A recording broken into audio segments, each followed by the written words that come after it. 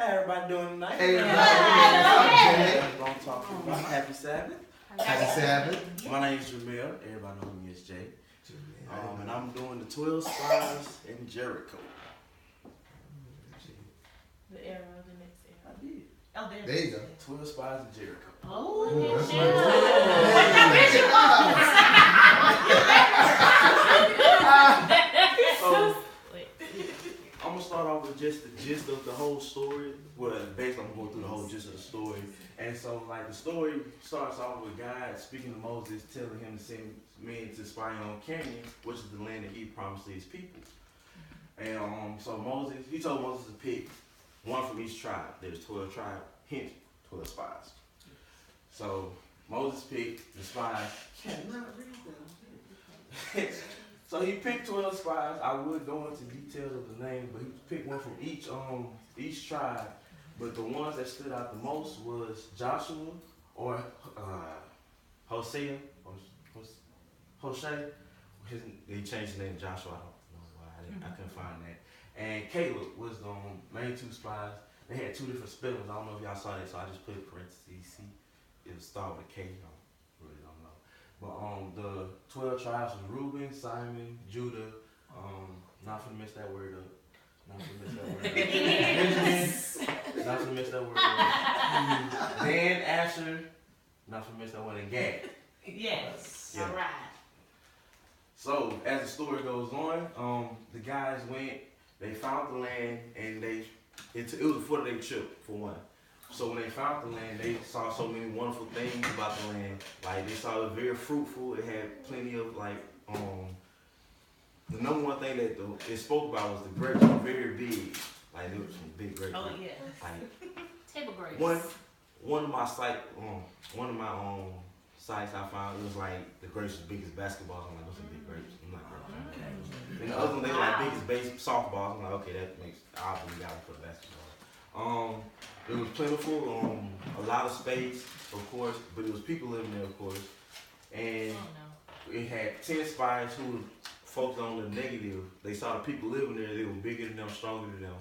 And then, like, you had 2 spies, which was the one I pointed to earlier, Joshua and Caleb, that was like, it's perfect, this is what God had for us, let's go back and tell everybody. So, everybody came back, they told Moses what they found. When they told Moses, they talked amongst themselves, and the 2 spies, Joshua and Caleb, were like, yes, this is what the guy has for us. We can take care of this, we can go, he's gonna make it for us.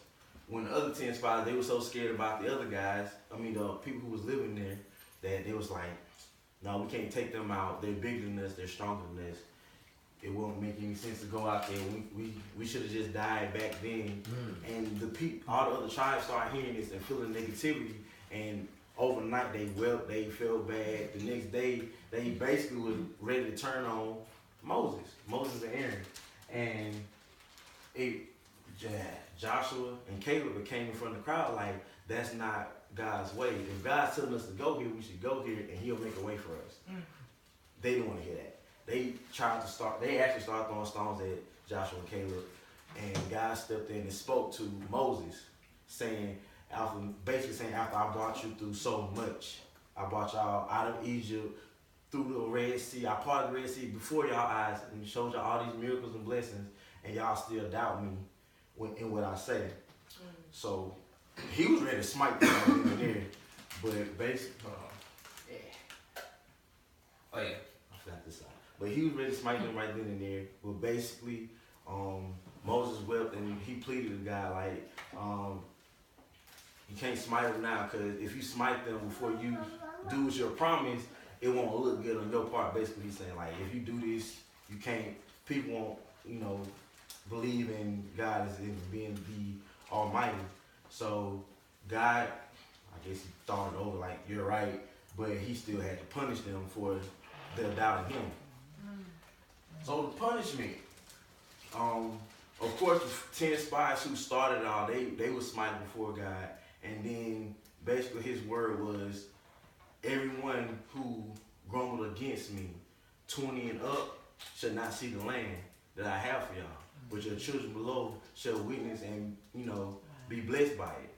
So when they went on their way to the land, basically it took them 40 years each. For each day it took the spies to go and come back, that's how long it took them to get to the land. So 40 years. And like people was getting, he didn't do it swiftly, he did it over time. So, people who was 40 then didn't make it 40 years later. Please don't fall, because I'm not going to try to laugh. But, he kept his promise to the ones, and the main ones who made it to the land was Joshua and Caleb. And so my observation was, like... Quick question. Oh, question. You said he smoked the other 10. Did that mean he killed them? I honestly didn't, go deep into that. I was trying to get the story. Oh, okay. But, I think it was a plague. Actually, I did read that. It was a plague. He put a plague on the other 10 spies who brought back the negative and turned the people against Moses, basically. But my observation was this was a test for God to, test on his people to see if they would still have faith in him. Like, even though he showed them this blessing, it showed that they still didn't have faith in what he can do for them. Which is like, he did all this. He got y'all from Pharaoh. He got y'all through the sea. He brought y'all so far through the wilderness, and y'all still questioning his word. And inspiration to walk by faith and not by sight. Because a lot of people, after they found out what was going on, the first thing they said, well, we should have died in the wilderness, or we should just go back. They was ready to go back to Egypt after they found out about the giants in Canaan. So we may not always see. I ain't do that. It's okay. Quit on Go ahead, keep talking though. But I was Oh, you was reading. I don't know what this is about right here. Okay, there we go. Boom. But listen, we may not always see the finish line as he has set for us, but if we follow his outline with our faith, we will surely get to the finish line soon enough. And the application, we stand up for God if we stand up for God even when others doubt his word, and we do so, we may be blessed so abundantly that our cup will overflow. Like get so many blessings that we can't even count them all. And my inspiration, my best friend is YouTube. We've been through a lot since high school, so they helped me out a lot. I actually, cause I was like, cause at first my phone was acting up, so I couldn't get on my Bible for a while. So I'm like, I had left my Bible in her car. I was like, okay, we're gonna have to figure this out. So I YouTube, and I found they had, they got stories, the whole story, like the kids story. I was like, I need to find me a better story. I need something a little bit grown up. So I found one story. It was pretty good.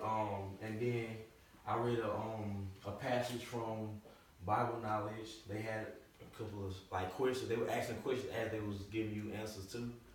And of course, the Bible itself is the best one, don't you think? And That's like